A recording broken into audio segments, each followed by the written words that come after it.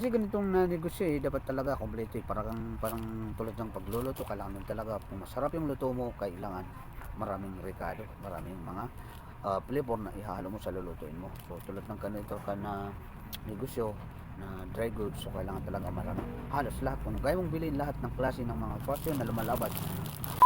Hindi kasi itong mall sa ating dry goods store, kasi ito yung nangunguna na nag-hire ng mga customers, saka dito yung kumikita sa negosyo natin ng mga ganito, mga pantalon. So pinaka mas maganda dito yung kung malaki yung puhunan mo, so kailangan mas marami pa, dagdagan mo pa, kasi ito talaga yung manguna sa dry goods store. Kumbaga ito yung pinaka tamang rekado niya na mga big items, kasi mga may yung mga bargain kasi naman yan nangyayari kasi dyan, marami talagang nabibenta dyan kasi mura yung presyo niya. Tapos yun talaga yung kailangan ng mga pag sa probinsya talaga yun yung pinaka-important yung mga bargain.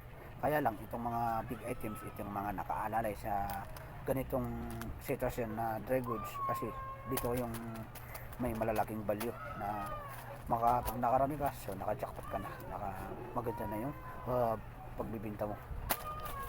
Ito yung pinaka-importante dito, kailangan kung may puhunan pa, ito talaga mas damihan pa, dapat maramihan.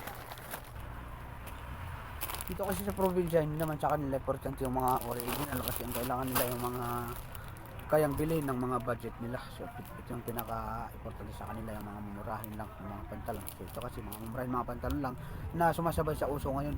Kaya ito yung pinaka-dapat sana, kung may marami pa tiyang puhunan, ito yung masyado natin damihan, kasi wala siyang kawalay pagdating sa mga ganito mga pantalon. Sa probinsya kasi mahilig mga magpantalon ng mga tao dito. Tulad rin ng mga shirt, pantalon, so yun din napakaganda rin. Kaya lang ang ano lang kasi dito, kailang malaki yung budget mo dahil sa mahal talaga yung puhunan nito. At yun naman, pag pinasok ng tamang bintahan, so okay naman siya. Mga katulad dito, ito mga old model, yung mga dati pang mga design, ito yun.